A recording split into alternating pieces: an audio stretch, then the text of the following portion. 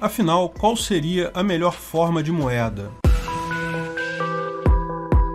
Esse é o Visão Libertária, sua fonte de informações descentralizadas e distribuídas. Seria o Bitcoin a materialização do conceito teórico proposto por Thomas Edison e Henry Ford da Energy Currency, ou dinheiro-energia? Sim, no longínquo ano de 1921, num mundo assombrado pela Primeira Grande Guerra e pela Revolução Bolchevique, Thomas Edison e Henry Ford cravaram que a melhor forma de dinheiro seria a energia, particularmente a energia elétrica. Não preciso apresentar para vocês quem eram Thomas Edison e Henry Ford. Thomas Edison foi um dos maiores inventores de todos os tempos, um gênio sob qualquer aspecto que se veja. Sim, eu estou ciente que existem acusações de que ele teria roubado invenções de outras pessoas, que ele teria destratado empregados, mas muito disso é mero despeito. E mesmo se fosse verdade, com tudo isso, você ainda precisaria ser um idiota para negar a importância de Thomas Edison. Ele inventou muito mais do que a lâmpada elétrica. E sim, ele perdeu a disputa para Nikola Tesla, que, diga-se de passagem, começou como seu aprendiz. Quando a eletricidade ainda era incipiente e apenas começava-se a falar em eletrificar cidades, Nikola Tesla advogava pela corrente alternada e Thomas Edison pela corrente contínua. Ambas têm vantagens e desvantagens. No final, Nikola Tesla ganhou a aposta e a primeira grande eletrificação de Nova York foi feita pela empresa do Tesla, não pelo Edison. Foi feita com energia alternada, tal como temos até hoje, virou o padrão. Então, por que o Tesla morreu pobre e o Edison morreu rico? O Edison roubou os inventos do Tesla? Nada disso. Tesla vendeu suas invenções para o George Westinghouse, um grande industrial da época, que depois produziria máquinas de lavar e outros eletrodomésticos. Tesla ganhou muito dinheiro naquele momento, ficou milionário do dia para a noite com essa venda. Infelizmente, manter fortuna é algo difícil. Uma série de investimentos equivocados fez Tesla perder toda a fortuna dele e morrer na miséria. Mas Edison não teve nada a ver com isso. Ao contrário, mesmo tendo perdido a disputa pela eletrificação, Edison não quis lucro rápido, manteve suas invenções e lucrou muito mais ao longo prazo. Inteligência, meus caros, não se resume à inteligência técnica. Tá cheio de gênio quebrado por aí e pessoas meramente esforçadas que são milionárias. Também não preciso apresentar Henry Ford, hoje conhecido por ter criado o sistema de produção por linha de montagem, mas que foi muito mais do que isso. Ele inventou do nada o conceito de estudos de tempos e movimentos, que após formalização científica se tornou o que chamamos hoje de engenharia de produção. Como otimizar a produção de algo desmembrando um processo complexo em operações unitárias, movendo peças em esteiras, tudo isso foi invenção dele. Sim, ele ficou muito rico com isso. Mas repare como funciona o bom livre mercado. Ele foi recompensado por ter criado algo que agregou valor para toda a sociedade. Vários competidores dele passaram a incorporar essas ideias. Hoje você tem carro relativamente barato devido às técnicas criadas por ele. E só não é mais barato devido ao roubo estatal. E foi Henry Ford especificamente que veio com essa ideia de que o dinheiro estava errado. Olha, quando uma pessoa com a inteligência intuitiva, capaz de criar coisas tão revolucionárias como o estudo da linha de montagem, tem um insight desses, deve-se prestar atenção. Lembra que, na época, o dólar ainda era lastreado em ouro. Então, quando ele fala de moeda atual, ele não está falando do dólar como entendemos hoje, mas está falando do ouro.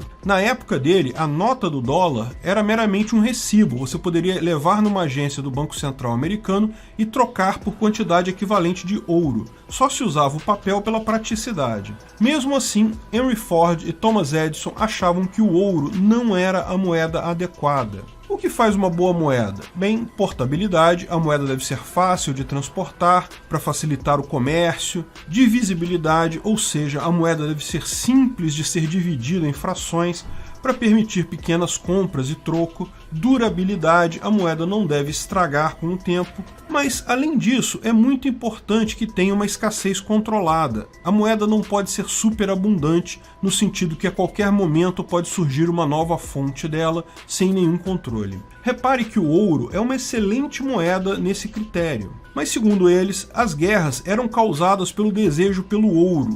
E esse é o problema do ouro, ele pode ser controlado. Quem controla as minas de ouro, controla o ouro. Lembre-se que, neste momento, estamos entre a Primeira e a Segunda Grande Guerras. O trauma na mente de todos com guerras era enorme. Muitas das guerras foram feitas para obter controle sobre grandes minas de ouro, onde um governo poderia extrair moeda diretamente. Isso, portanto, torna o ouro uma moeda ruim. Ela incentiva a violência. É preciso, segundo Ford, de uma moeda que não dependa da sua existência física num local, mas sim apenas do esforço para obtê-la. Olha só o conceito de Proof of Work, o POW, em 1921.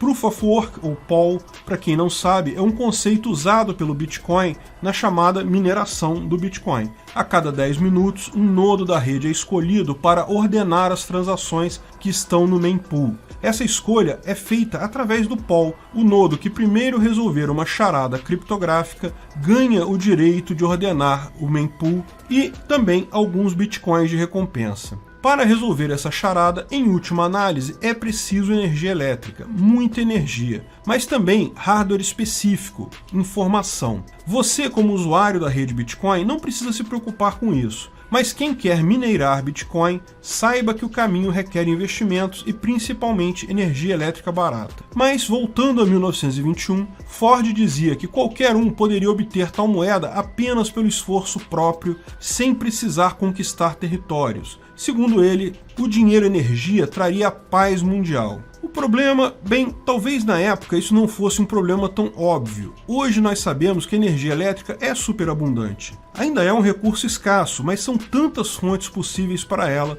tantas formas diferentes de se obter essa energia, que seria quase impossível manter um valor calculável dessa suposta moeda energia. Imagina se descobrissem inúmeras formas baratas de transformar, sei lá, terra em ouro. Na época que foi proposta a moeda energia, a energia elétrica ainda era algo muito restrito, muito mais escasso do que é hoje. Além disso, é muito difícil armazenar energia elétrica, ela não atende bem ao requisito de durabilidade. Enfim, a ideia era revolucionária para a época, mas era limitada pela tecnologia da época, tanto que nunca foi para frente. De qualquer forma, claramente aponta para o sentido certo. Pode-se perceber que o que Henry Ford e Thomas Edison buscavam era exatamente algo como o Bitcoin. Mais de um século de tecnologia foi necessário para chegar aonde eles queriam, porém lastreado não em energia elétrica, mas em capacidade computacional, em criptografia. O Bitcoin não é lastreado diretamente na energia, ele é lastreado na matemática, na dificuldade relativamente diferente de resolver uma operação matemática específica chamada hash, que é o POW. Não na dificuldade de obter energia em si, embora possa ser argumentado que a quantidade de energia necessária para isso é importante. Sim, é. Sem energia elétrica barata é inviável minerar bitcoins. Henry Ford, na época, pretendia construir várias usinas hidrelétricas nos Estados Unidos, empreendimento que foi tolhido pela burocracia estatal, acabou nunca acontecendo. Muito menos, lógico, o sonho dele de uma moeda baseada em energia elétrica. Mas é bem interessante ver que a revolução que estamos vivendo agora com o Bitcoin tem raízes muito mais profundas do que parece, raízes pacifistas e lógicas. Tenho certeza que se Thomas Edison e Henry Ford estivessem vivos hoje, certamente compreenderiam rapidamente o poder transformador do Bitcoin. Sim, a moeda estava errada na época deles, ficou mais errada ainda ao longo do tempo com o dinheiro fiat, totalmente desacoplado do ouro, lastreado apenas em honestidade de políticos. Eles certamente veriam o valor imenso do Bitcoin. Obrigado pela audiência. Esse artigo foi sugerido em julho de 2019 por Ocho Citate, escrito e narrado agora por Peter Turguniev.